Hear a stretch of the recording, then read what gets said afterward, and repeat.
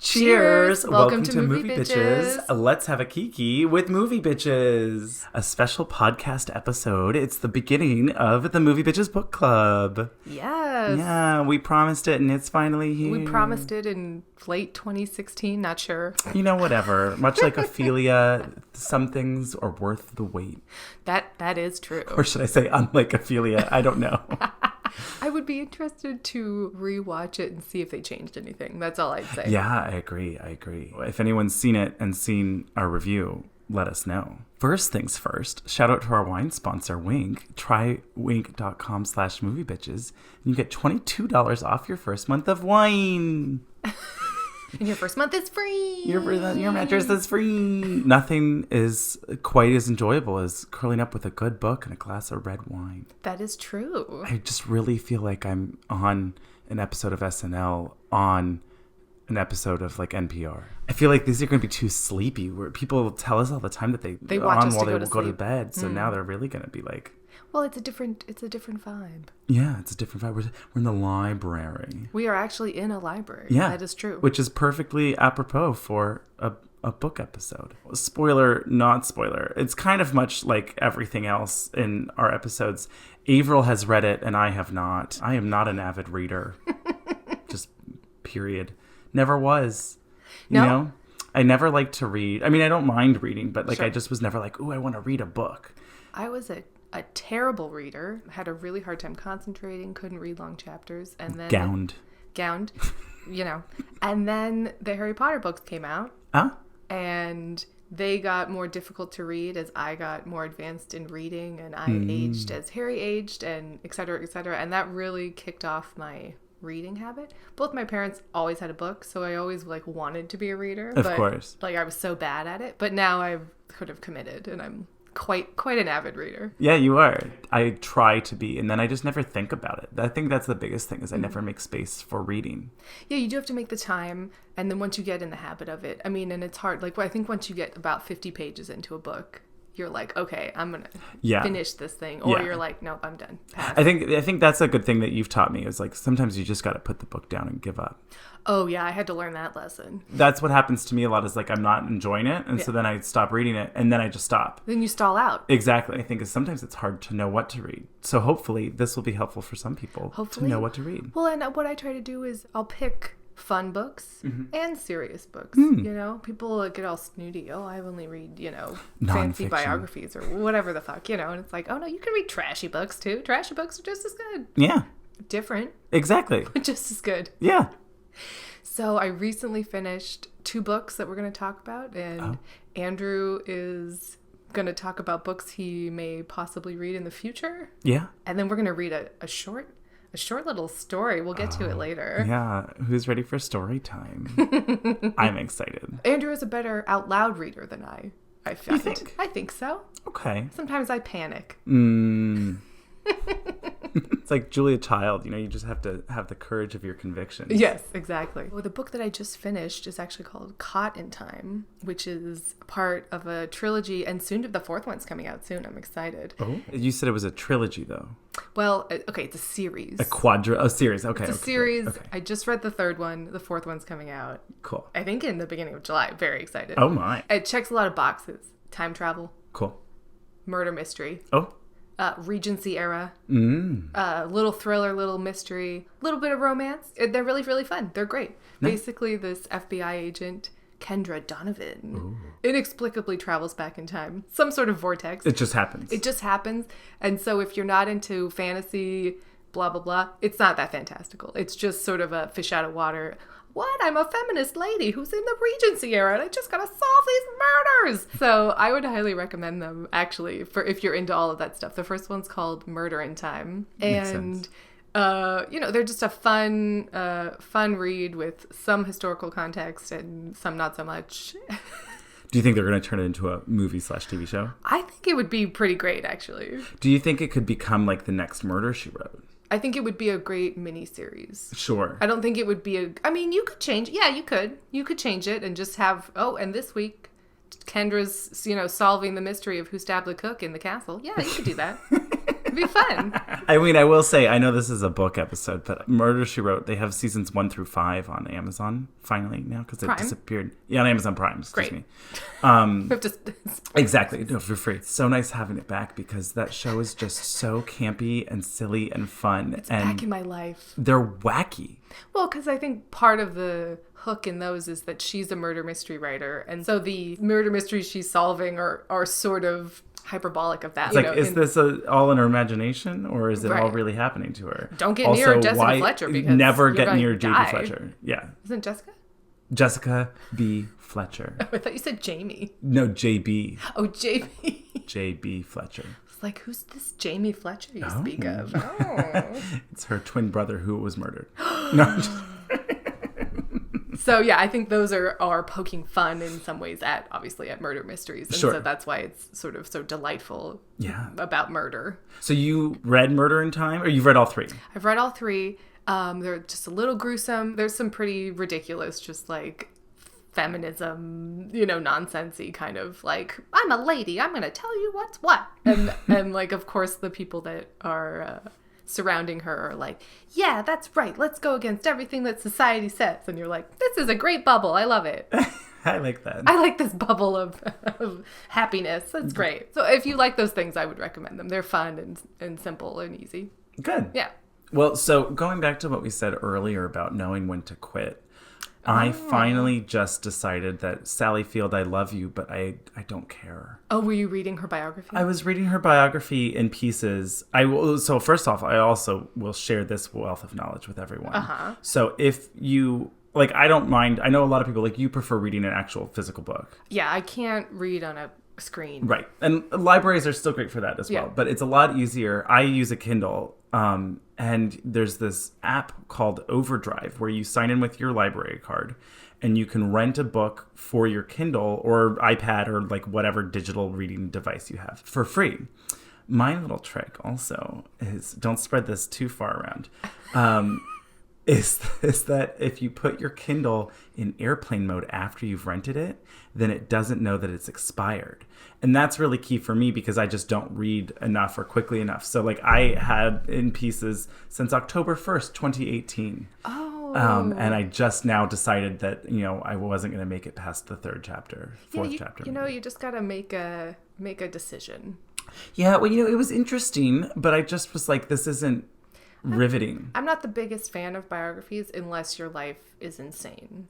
Sure. Or like just phenomenally interesting. Like I read Clara Bow's biography a long time ago, and her life is just absolutely fascinating, and so I was really into that. Sure. Another really good book is Courting Danger, which is Alice Marble was this tennis player from the 30s clear through, whenever, the 40s or the 50s. And just this badass lady who then became like a spy for America in World War II and like was taking down Nazis. So that's like fascinating and amazing and like, holy shit, what's going on? So I think it just really depends. And not to say that Sally Field's life is uninteresting, but it seems like every celebrity is like, and here's my life story. And you're like, well, yeah, that was, exactly more or less interesting. Exactly. And some of them are like easier reads where it's like, Bossy Pants, Tina Fey. Like I enjoyed that. It was so short. Exactly. It was like, that's easy enough to just fly through. But some of them I was like, nah. And like I've downloaded Kathy Griffin's new book. Right. But I have not read it yet. And we'll see. Maybe that'll be more fun. At least that has like funny anecdotes about celebrities and stories and drama. I find that harder to get engaged with. I like a plot. I get that. Similar to the films I enjoy. I like a plot. Yes. That's going to take me on a journey. Yeah. In a taste of things to come, I read a gay book. Ooh. Well, I didn't actually. I quit this one too. So it's called Two Boys Kissing by David Levithan. I don't know. Really clever title. Oh, right. Well, and so, like, I had heard about it. I was like, oh, you know what? Like, I want another gay book. Like, because the last one I read was fucking... Call Me By Your Name? Yeah. I was going to call it The Peach Pit. Oh, my God! But this one... So I looked it up, and I couldn't get into it. It was, like, the voice was weird, and it was just, like... Was it an audiobook? No. I meant, like, the voice of the narrator, and it's, like... describing all of these characters as if it was like our town. And I just was like... Oh, no, I can't get into that. I know. And it was like, oh, we're the... It was like there were like these elder gays that had like died of AIDS or like had died that were looking down on like new like living gays. And I just was like, not for me. Like kind of like Angels in America? Kind of, yes. And I was just like, nope, not for me. I think you need to find maybe trashier airport novels. Yeah, well, I mean, I loved Crazy Rich Asians. I read that whole series in like a day. I read the first one and then I was like, I'm good. That was very stupid. It was very stupid. I will say I did rent The Snowman after our review. Ooh, yes. Did you start it? I haven't read it yet. Oh, you should read it. I think I will. Although I think it's probably pretty gnarly. Probably. Yeah. Yeah. So we'll see. I wanted to see how it compared to like the I think it's entirely different. Well, because that movie was just a pure disaster, and apparently they didn't film half of it. So, you know. What a mess. Yeah. Oh, boy. So then the other book that I just finished that I actually read in like 2 days was called My Best Friend's Exorcism. Oh, yes. I liked that someone commented that they thought it was my best friend's sexorcism. Which I was like, what's a sexorcism? I would love to know. I guess an exorcism involving sex? Maybe, yeah. You excise your demons through sex. It's like sexual therapy. Sure. Oh, but like your emotional demons, not actual demons. Or both. Or Who knows? both. So I actually found this book because of that picture you posted on Twitter of Kieran Culkin. Oh my God, how fabulous The was Happy that Pride picture? Month with the heels by the pool. And, yes. And I was like, oh, what's that book he's reading? And I zoomed in and the cover is so fun. Apparently they re-released it with this cover and it grabbed a bunch more people because it's just all this full 80s throwback. It's got like Be Kind Rewind, like fake sticker on it, and just like the whole thing is fabulous. The cover is amazing. So are you telling me that people do judge a book by its cover? Oh, 100%. I think my thing when I'm going through the bookstore or going through the library is I do often go for female writers. I find that's more engaging to me. And then the book cover, if it's like, it has to be aesthetically pleasing for me to pick it up. Sure. Unless somebody really recommended it. Well, right. But My Best Friend's Exorcism was just this really fun, quick summer read that is like nostalgic for the 80s, but in a really not like cash grabby Stranger Things kind of way for me. It was just like got into more details of the 80s.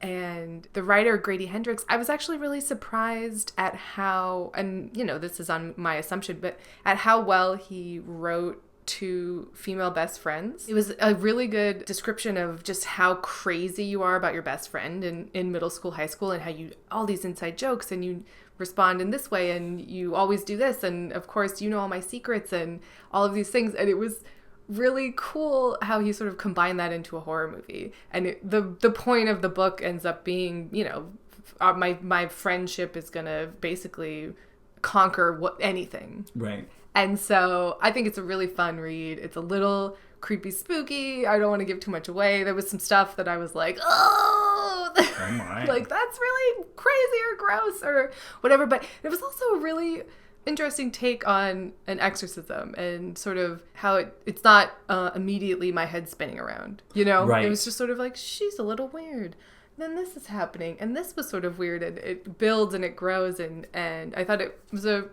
really fun quick read. I liked it a lot. I'll add that to my list. I'll download it. You might like it in a year or two. I don't know what kind of books you like necessarily. I really do like all sorts of books. Like from trashy, fun, silly, even like, who's the guy that wrote like Jurassic Park and whatever? Oh, Michael Crichton. Yeah, like I like Michael Crichton books. Sure. To like, I also can often like nonfiction-y, stuff. Actually, speaking of not Instagram, but it was on Twitter. Chris Evans. Posted that he was obsessed and world changed or whatever by this book, Sapiens, A Brief History of Humankind. Oh, okay. And so I downloaded that. I haven't read it yet.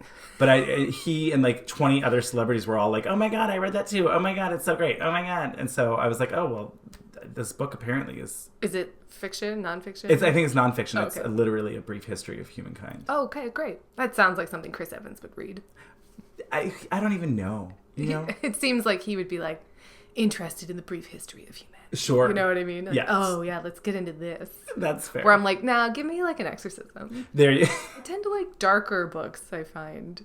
I've been reading a lot of Ira Levin, who did like Rosemary's Baby and Stepford Wives. I just read A Kiss Before Dying, which was fantastic. Did a really good job of, and you can only do this in a book really, of he uses the fact that the book is not a visual medium to his advantage, let's say. And it was just like I was like, oh yeah, this is really cool. So yeah, that was just a quick taste of what I've been reading recently and what Andrew might potentially start reading in the future. Yeah. Maybe I'll try and find some recommendations for you, get you on the reading train. Yeah, I like that. I should, because that's part of it is just that I don't do it. And then if I don't like it, then I'm like, well, I don't know. And I need to just quit and move on. Yeah.